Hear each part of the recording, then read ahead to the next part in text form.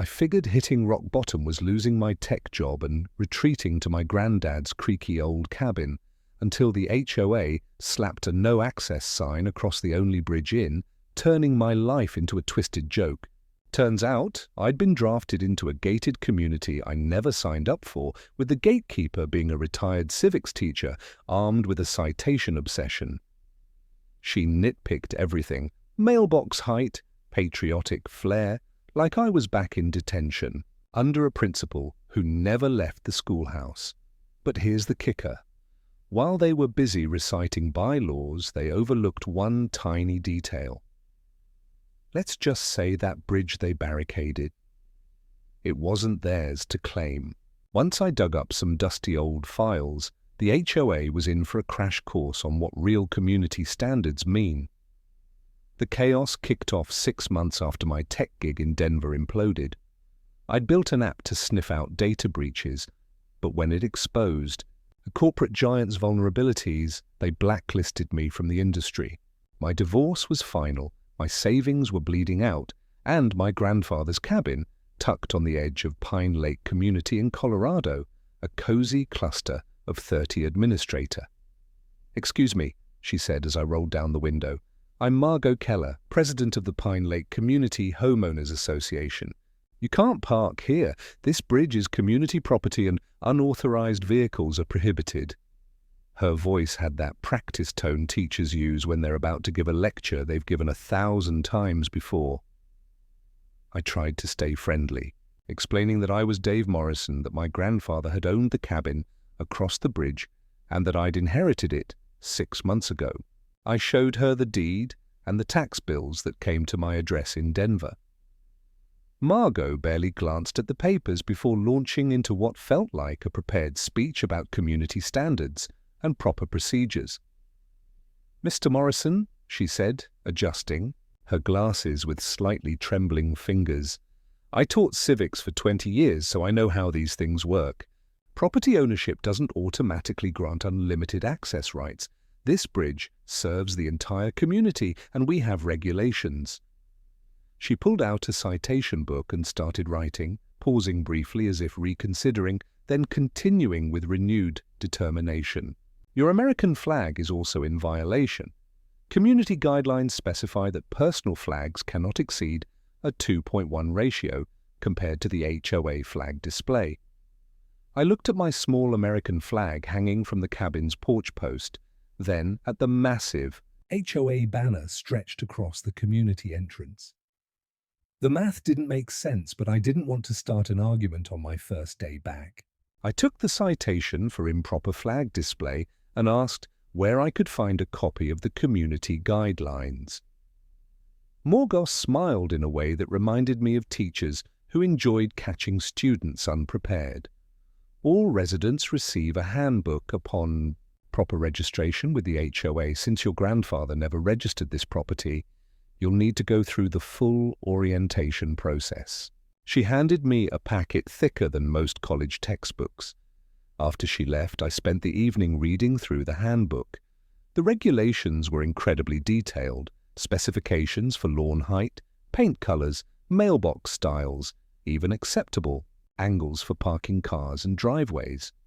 What struck me most was how many rules seemed designed to give the HOA board maximum control over residents' daily lives. There were fines for everything from leaving garbage cans visible to having non-conforming garden decorations. I also noticed something interesting. Several regulations contradicted each other, and many seemed to have been added recently. The original covenants from the development's early days were much simpler. As I got ready for bed, I couldn't shake the feeling that something wasn't right about the whole situation. My grandfather had lived here for over 40 years, and I'd visited countless times as a kid. He'd never mentioned any HOA issues, and I'd never seen that bridge sign before. I made a mental note to visit the county offices the next day to check the property records. Something else bothered me too. Twice during the evening, I'd noticed the same set of headlights slowly passing by my cabin windows. When I looked out, the vehicle was already gone. Little did I know that trying to comply with her rules was like trying to hit a moving target blindfolded. The next morning, I woke up to find another citation taped to my door. This time, Margot had cited me for having a mailbox that was 2 in below regulation height. I measured it myself. It was exactly 36 in from the ground, which seemed standard to me, but according to the handbook, it should be between 36 and 42 in measured from the base of the post to the bottom of the mailbox opening. My mailbox was measured to the top of the box, making it technically non-compliant. I spent 20 minutes with a shovel and some dirt, raising the entire post by 2 in. By the time I finished, Margot had appeared again, clipboard in hand, watching me with the satisfaction of a teacher whose student had finally done their homework correctly. "Better," she said, making a note on her clipboard. "Though I notice your car is parked at an improper angle in your driveway. Community standards require vehicles to be positioned parallel to the property line, not diagonal." I looked at my car, which was parked normally in what I thought was a straight driveway. Margot pulled out a small measuring device and showed me that my driveway was actually angled slightly to match the natural contour of the land. "Your grandfather's driveway was grandfathered in when the HOA was established, but proper parking orientation has been required since 2018. She handed me another citation. Over the next 10 days, I received 7 more citations. My garden gnome was non-regulation decorative element. My porch light was excessive brightness during evening hours. I had inappropriate plant species in my flower bed. Apparently, my grandfather's wildflower garden didn't meet the community's cultivated landscape standards. Each citation came with a fine ranging from $50 to $200.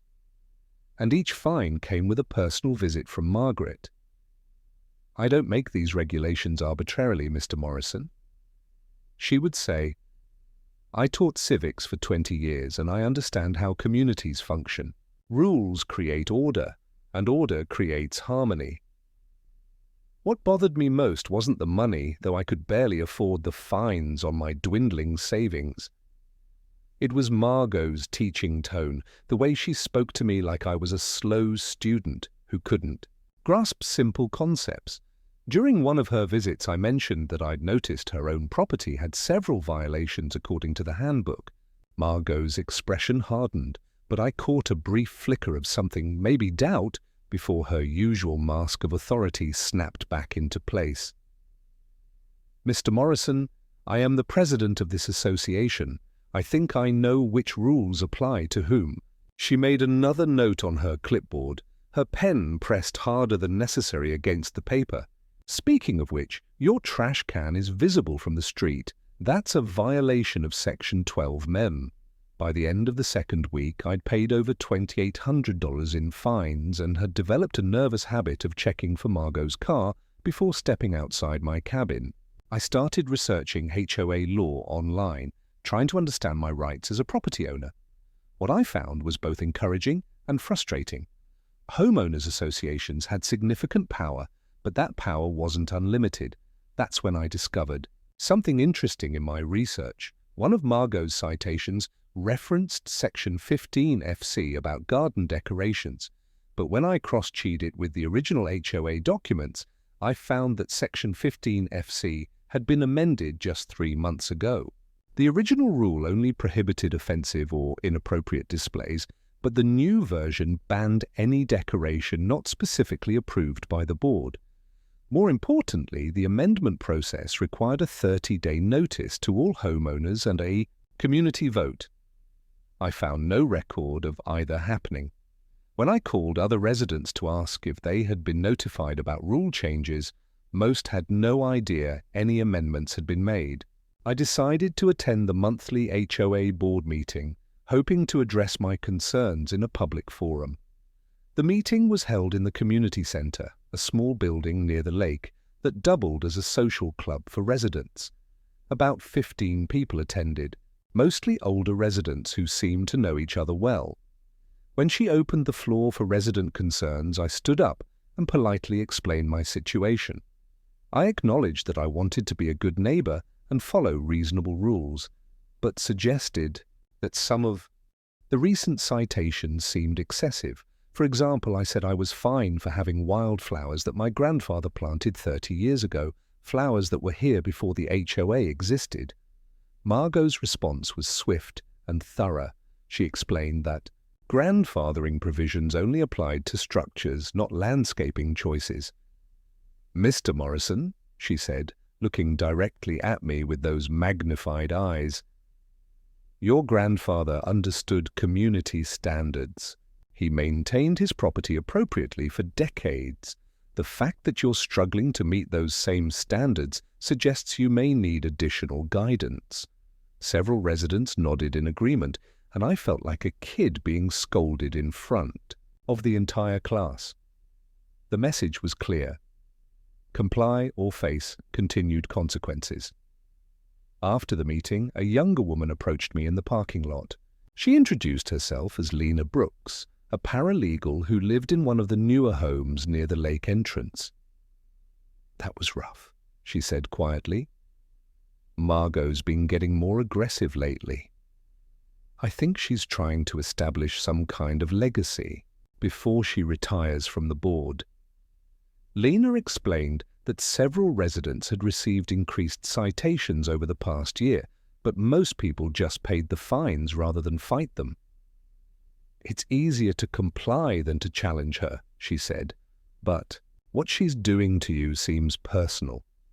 As I drove home that night, I wondered what I'd done to deserve Margot's special attention. I was about to find out that my real problems were just beginning. The morning after the HOA meeting, Frank Weber knocked on my door. Frank was a 65-year-old retiree who served on the HOA board and lived in one of the larger homes overlooking the lake. He had a friendly face and seemed genuinely concerned about my situation. "Dave," he said, using my first name like we were old friends, "I wanted to apologize for how things went last night. Margot can be intense, but she means well." Frank suggested we grab coffee and talk about ways to resolve my issues with the association. "I've been on this board for 8 years, he said. "I know how to work with Margot. Maybe I can help you find a path forward." We met at a small cafe in the nearby town, and Frank listened sympathetically as I explained my financial situation. I told him about losing my job, about the blacklisting in the tech industry, about using my grandfather's cabin as a lifeline while I tried to rebuild my career. Frank nodded understanding and shared his own story about facing difficult time. "The thing about Margot," he said, leaning forward conspiratorially, "is that she responds well to respect and cooperation. If you show her that you're willing to work within the system, she'll ease up on the enforcement." He suggested I attend more board meetings, volunteer for community projects, and demonstrate my commitment to being a good neighbor. Frank's advice seemed reasonable, and I was grateful to finally have an ally in the community. He offered to speak with Margot on my behalf and suggested a strategy of gradual compliance rather than trying to fix everything at once. "Pick the most important violations first," he said. "Show progress and she'll give you time for the rest." We shook hands and I felt hopeful for the first time in weeks. Frank seemed like exactly the kind of reasonable person I needed to help navigate the community's political landscape. He even offered to lend me his hedge trimmer to help with some of the landscaping issues. Over the next week, I threw myself into compliance mode. I spent my limited savings on approved paint for my mailbox, replaced my wildflower garden with regulation shrubs, and even bought a smaller American flag to ensure proper proportions. Frank stopped by twice to check on my progress and offer encouragement. He seemed genuinely pleased with my efforts and assured me that Margot had noticed my improved attitude. "She mentioned at yesterday's board meeting that you're making good progress," he told me. His support gave me the motivation to continue. Even though the constant rule following felt like living in a surveillance state, I couldn't shake the feeling that I was being watched more closely than normal. My neighbor's curtains seemed to twitch whenever I stepped outside, and I'd started noticing the same jogger passing by my cabin at oddly regular intervals, always when I was doing yard work. Then I discovered the betrayal. While checking my mailbox one morning, I found a formal complaint letter from the HOA dated 3 days earlier. The letter cited me for excessive noise violations during evening hours and referenced multiple resident complaints about power tool usage after 7 p.m. The problem was I hadn't used any power tools in the evening. I'd been extremely careful about noise, doing all my yard work during daylight hours and avoiding anything that might disturb the neighbors. The complaint was signed anonymously, but it included specific details about times and activities that could only have come from someone watching my property closely. I called Frank immediately, explaining the situation and asking if he knew anything about the complaint. There was a long pause before he answered. "Dave," he said, his voice suddenly less friendly, "I think there might have been a misunderstanding. Maybe someone saw you working and assumed it was later than it actually was." But as he spoke, I remembered something. Frank had been at my cabin the previous evening when I'd mentioned planning to organize my grandfather's old tools in the shed. I hadn't actually done any work, but I'd talked about it while Frank was there. The complaint described exactly the activities I'd mentioned down to the specific tools I'd planned to use. The realization hit me like a physical blow. Frank had been reporting our conversations to Margot probably from the very beginning. His friendly advice, his offers to help, his encouragement about my compliance efforts. It had all been a way to gather information about my plans and activities. The surveillance I'd been feeling wasn't paranoia after all. When I confronted him directly, Frank's response confirmed my suspicions. "I'm sorry, Dave," he said quietly, "but I have to live here too. Margot asked me to keep an eye on things, and I can't afford to get on her bad side. You'll understand when you've been here longer." That afternoon, I tried reaching out to other neighbors, hoping to find genuine support in the community. But everywhere I went, I encountered the same pattern. Polite sympathy followed by careful distance. People would listen to my concerns, nod sympathetically, then explain why they couldn't get involved. "Margot's been good for property values," one neighbor said. "I don't want to rock the boat," said another. A few residents admitted privately that they thought some of the rules were excessive, but none were willing to speak up publicly. The message was clear. I was on my own in this fight. As I sat in my cabin that evening, looking out at the lake my grandfather had loved, I finally understood what I was really facing. This wasn't just about HOA rules or community standards. It was about power control and the way fear could turn neighbors into informants. Margot had created a system where compliance was enforced not just through official channels, but through social pressure and community surveillance. I realized that no amount of rule following would ever be enough, because the rules themselves weren't really the point. The point was maintaining Margot's authority and the community's acceptance of that authority. I had become a test case, a demonstration of what happened to residents who questioned the system. Tomorrow I would discover just how far Margot was willing to go to prove her point. I woke up to the sound of construction equipment. Outside my window, 2 men in hard hats were installing wooden barriers across the bridge, blocking my access to the main road. A bright orange sign declared, "Bridge closed for safety inspection, authorized personnel only." Margot stood nearby, supervising the work with the same clipboard she carried everywhere. When she saw me approaching, she held up an official-looking document. "Mr. Morrison," she announced loudly enough for the workers to hear, "this bridge has been deemed structurally questionable by our Community Safety Committee. For liability reasons, we're restricting access until proper repairs can be completed." The practical impact was immediate and devastating.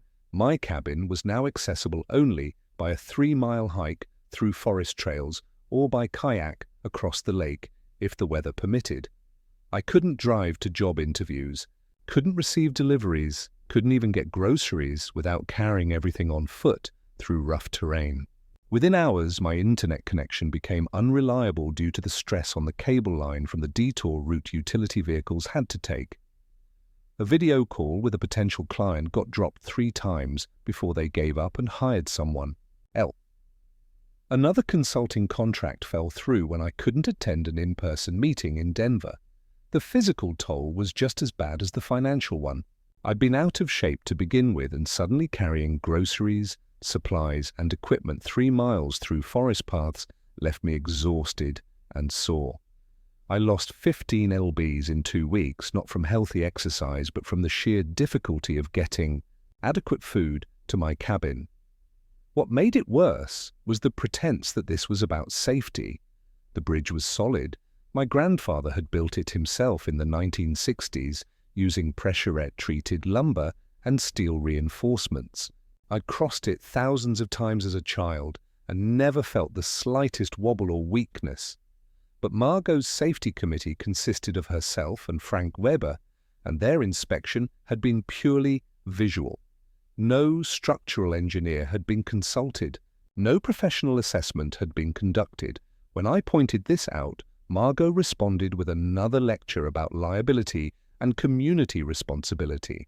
After 10 days of isolation, the community held an emergency board meeting to discuss my situation. I hiked in for the meeting, arriving sweaty and exhausted from carrying my laptop and documents through the forest trails. The community center was packed. Apparently, word had spread about the bridge situation, and residents wanted to see how it would be resolved. Margot called the meeting to order and presented her case for the bridge closure. She spoke about community safety, about the association's duty to protect residents, about the need for proper engineering assessments before allowing resumed access. Several residents nodded along, apparently convinced by her authoritative presentation. When Margot opened the floor for discussion, I stood up and tried to present my counter-argument. I explained the financial hardship the closure was causing, pointed out that no actual safety inspection had been conducted, and suggested that the timing seemed suspiciously coincidental with my recent complaints about HOA enforcement. But as I spoke, I could feel my composure starting to crack. The stress of the past weeks, the isolation, the financial pressure, the feeling of being systematically targeted, it all came bubbling up at once. My voice got louder, my gestures more animated, and I could see some residents exchanging concerned glances. I'm a human being, not a QR code to be scanned for compliance. With every inch of lawn height, I finally shouted, "Do you people want a community or a concentration camp?" The room fell dead silence. I realized immediately that I'd gone too far, that my emotional outburst had played right into Margot's hands. She waited a beat, letting the uncomfortable silence stretch, then responded with perfect calm. But for just a moment before she spoke, I saw something flicker across her face. Not triumph, but something that looked almost like regret. Her hand briefly touched her throat in what seemed like an unconscious gesture of vulnerability. Later, I would learn that Margot had faced her own community uprising years earlier when residents had tried to vote her out of the board presidency. She'd won that battle, but the experience had left her convinced that any challenge to her authority was a threat to the community's stability. Mr. Morrison clearly needs time to understand community values and appropriate ways to address concerns. I think this outburst demonstrates exactly why we need to maintain proper standards and procedures. Several residents nodded, and I could see that my credibility had evaporated completely. As I packed up my things and prepared for the long hike back to my cabin, a few residents approached me with awkward sympathy. But their message was clear. They understood my frustration, but they couldn't support someone who created scenes at community meetings. That night, I called a real estate agent and started discussing options for selling the cabin. I was ready to give up, to let Margot win, to find somewhere else to rebuild my life. But as I sat in my grandfather's favorite chair looking at the lake he'd loved for 40 years, something shifted inside me. This wasn't just about HOA rules or community politics anymore. This was about the legacy my grandfather had built, about the home he'd created for our family, about the principle that bullies shouldn't win simply because they're more organized than their victims. Someone needed to stand up to her systematic abuse of power. I decided to fight back, but I needed ammunition. The next morning, I would start looking for it in the most unlikely place.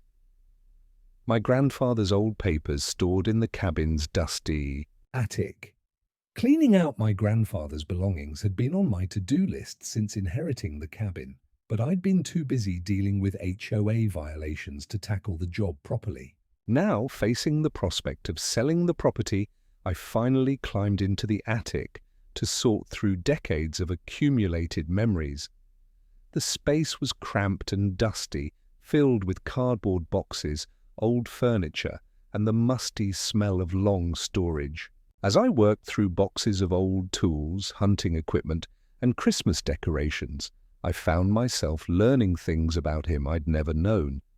In the far corner, behind a stack of National Geographic magazines from the 1970s, I discovered an old cookie tin decorated with faded flowers. The tin was heavier than expected and rattled when I shook it. Inside, I found a collection of documents that told the story of my grandfather's life at the lake. Property surveys, insurance papers, receipts for building materials, and dozens of letters written in his careful handwriting. Most interesting were the love letters he'd written to my grandmother during their courtship, filled with dreams about the life they'd build together at the lake. In one letter from 1959, he wrote about his plans to build a bridge across the narrow point of the lake, using his retirement savings to create a lasting connection between our home and the world beyond. But the real treasure was buried deeper, in the tin.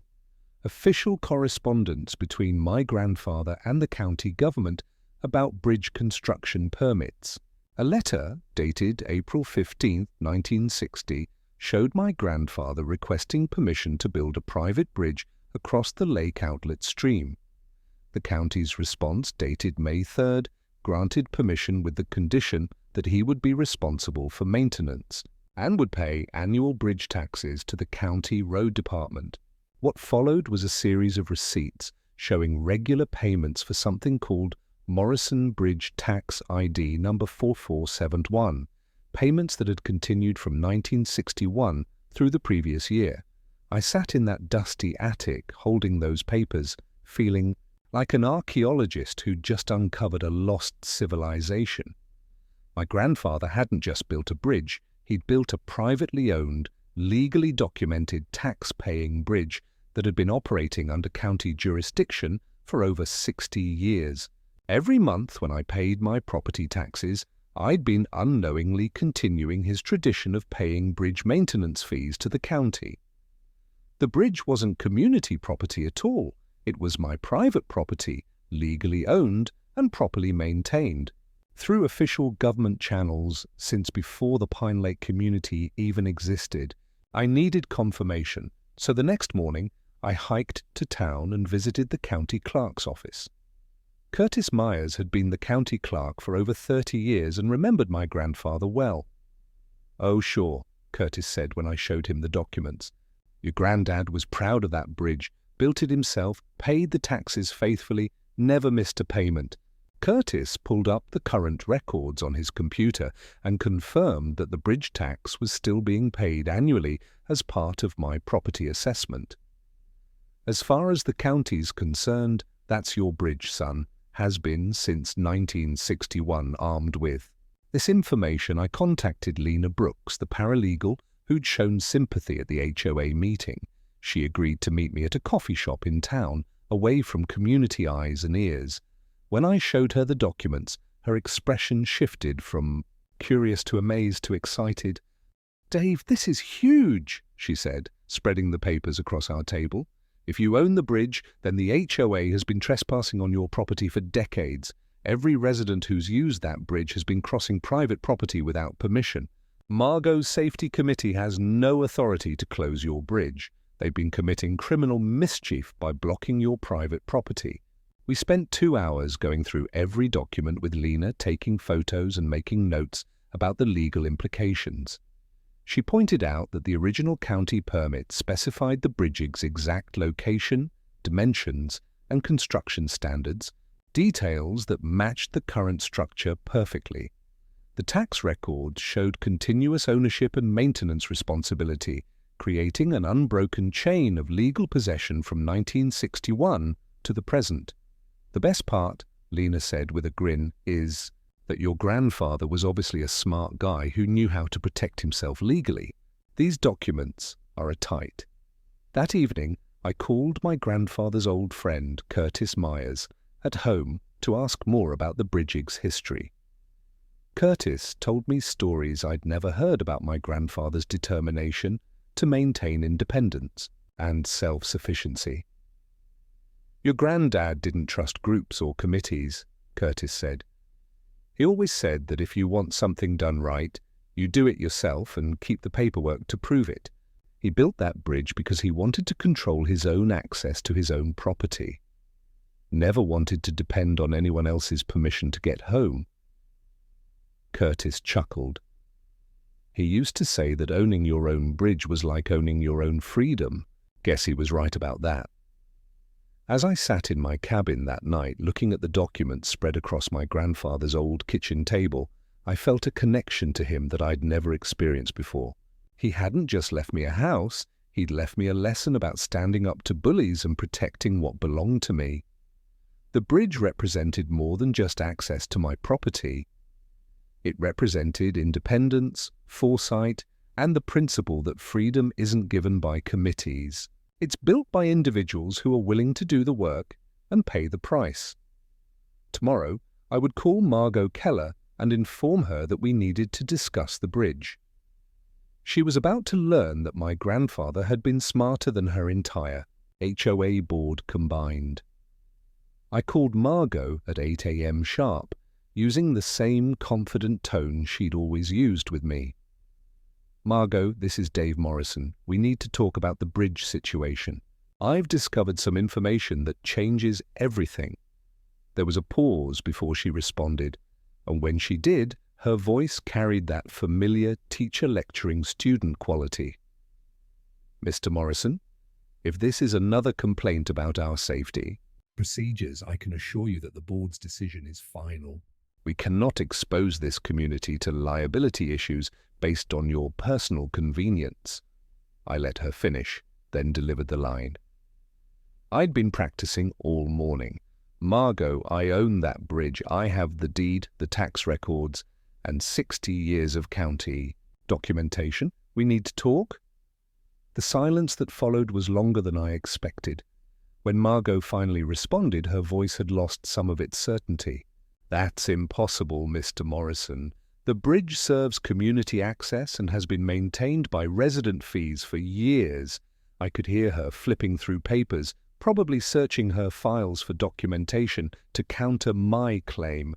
I suggest you bring your alleged documents to tomorrow night's emergency board meeting so they can be properly reviewed. I'm sure there's been some misunderstanding about the property boundaries, but her tone suggested she was worried about what those documents might contain. The next evening, the community center was packed beyond capacity.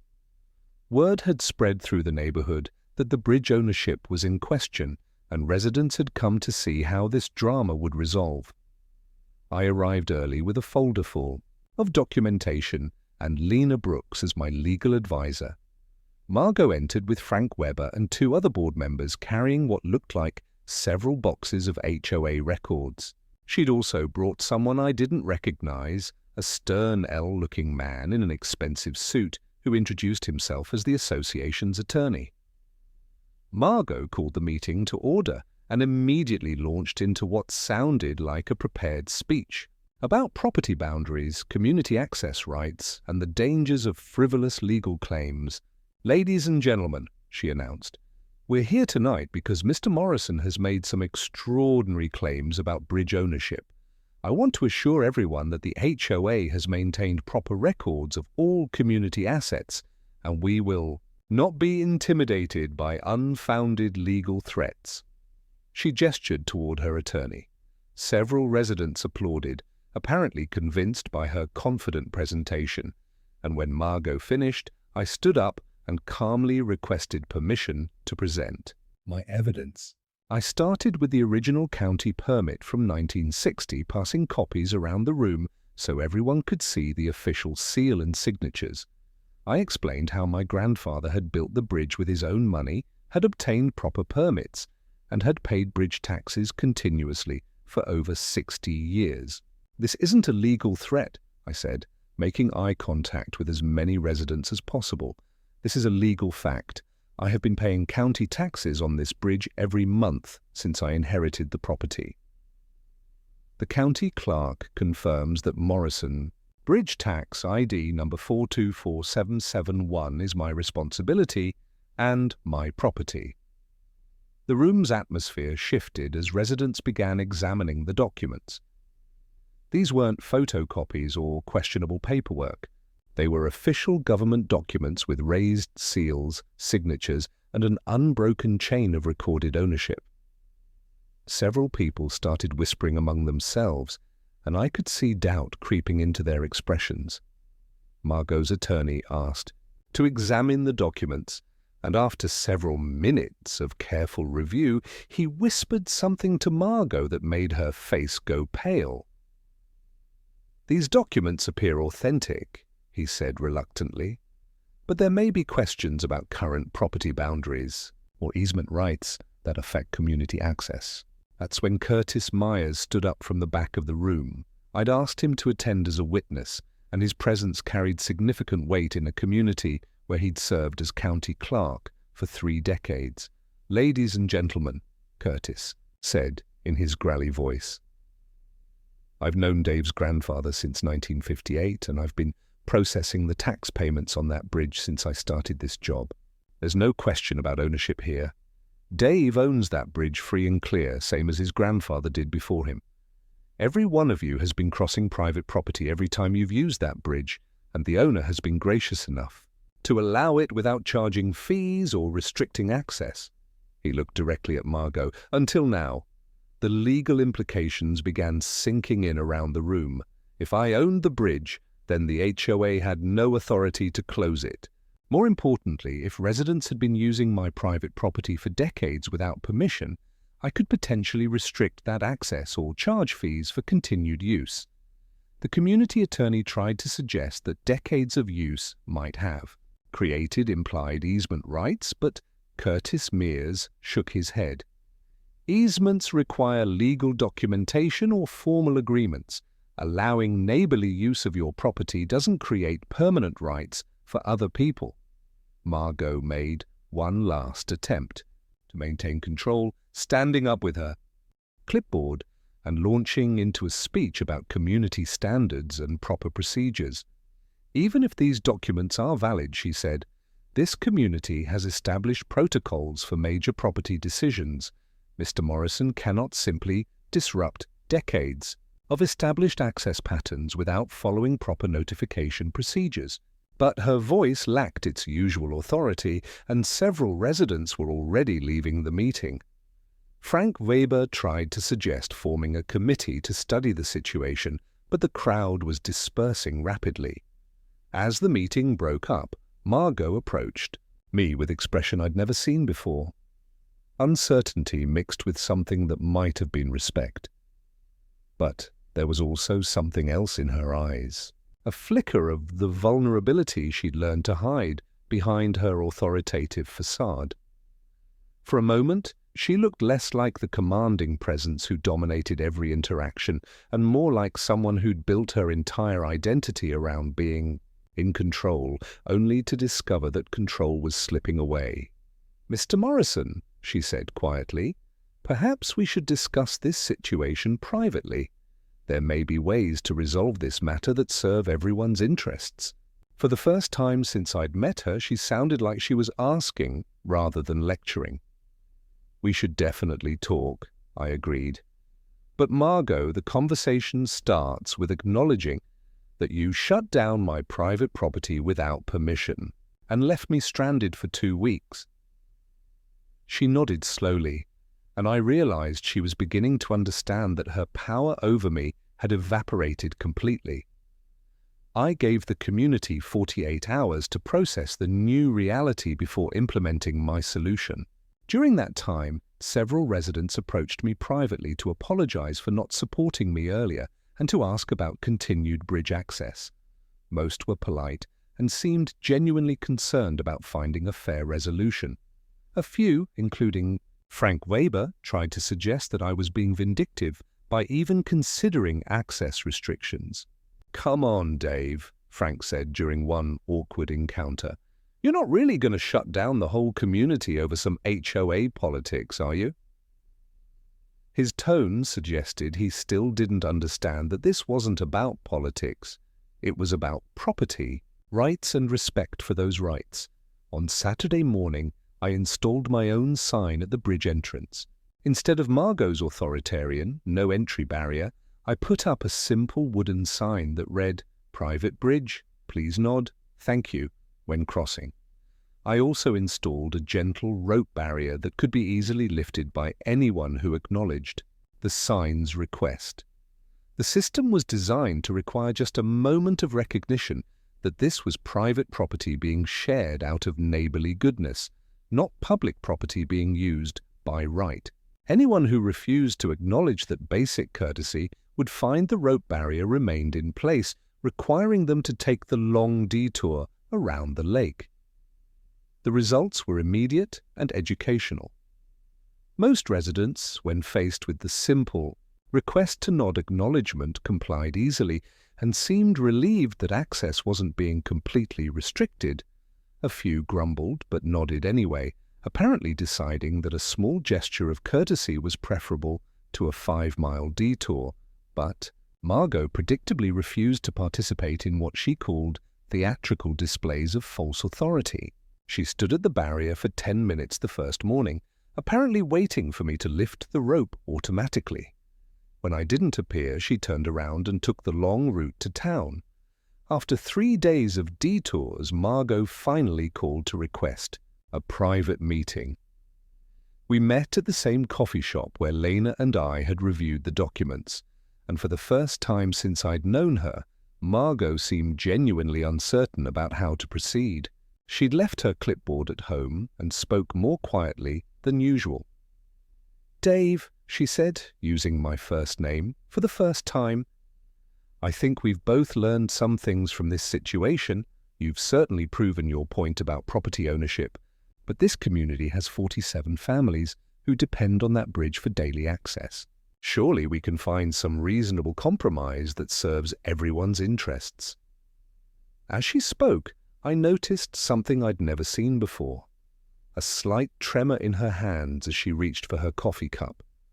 For just a moment, the mask of absolute authority slipped, and I saw hints of the person behind the HOA president persona. She looked tired, older somehow, and I realized that maintaining constant control over an entire community must have been exhausting work. I had my terms ready.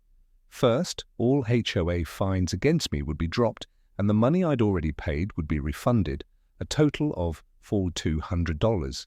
Second, Margot would record a video apology to be shared with the community, acknowledging that she had overstepped her authority.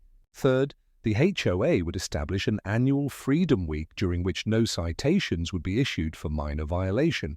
Fourth, I would grant the community a formal easement to use the bridge. Finally, the community would pay me $25,000 for the easement rights and to compensate for the harassment I'd endured.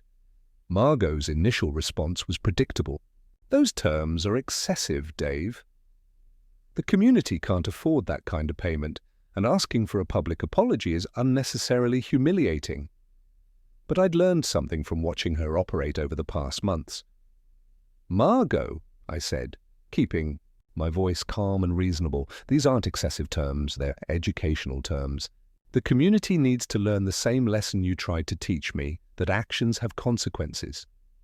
You shut down my livelihood and isolated me from basic services for 2 weeks. I stood up to leave. Take the weekend to think about it on Monday. If we don't have an agreement, I'll start charging daily bridge fees. By Monday morning, I had my answer. The community had held an emergency meeting over the weekend and voted to accept my terms. Margot's video apology was awkward, but seemed genuine. She acknowledged that she had made mistakes and promised to approach future community issues with more consideration for individual property rights.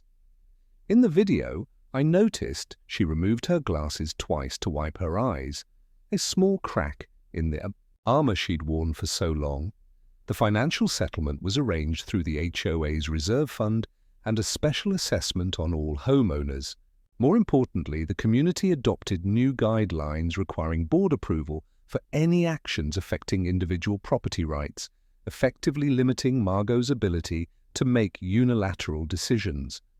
The resolution felt like more than just a personal victory. Over the following weeks, I noticed subtle changes in how the community operated.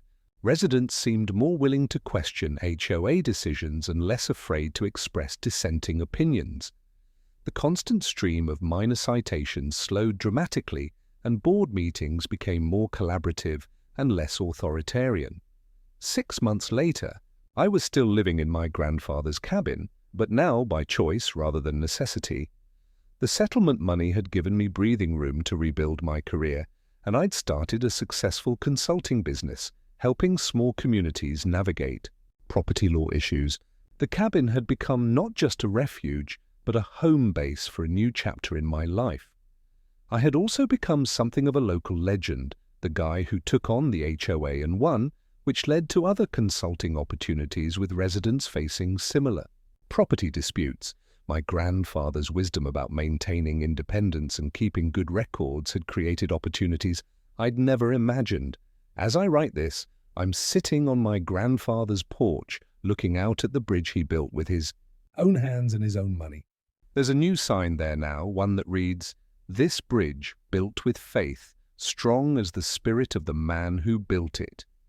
Community members still nod when they cross, but now it feels natural rather than required. A genuine acknowledgement. Between neighbors rather than a grudging compliance with authority. I've learned that sometimes the best way to teach respect is to require it, and that standing up to bullies doesn't just protect yourself, it protects everyone who comes after you. The whole experience taught me something my grandfather probably knew all along. You can't depend on other people's goodwill to protect your rights, but you can depend on clear documentation and the courage to enforce those rights when necessary. I lost money in the short term, but I gained something much more valuable. Bullies only have as much power as we give them, and that sometimes the best defense against unreasonable authority is simply to refuse to be unreasonable in return. In Nalma, this case, justice wasn't just served, it was taught. One nodding acknowledgement at a time, and remember, the most important property right isn't the right to exclude others.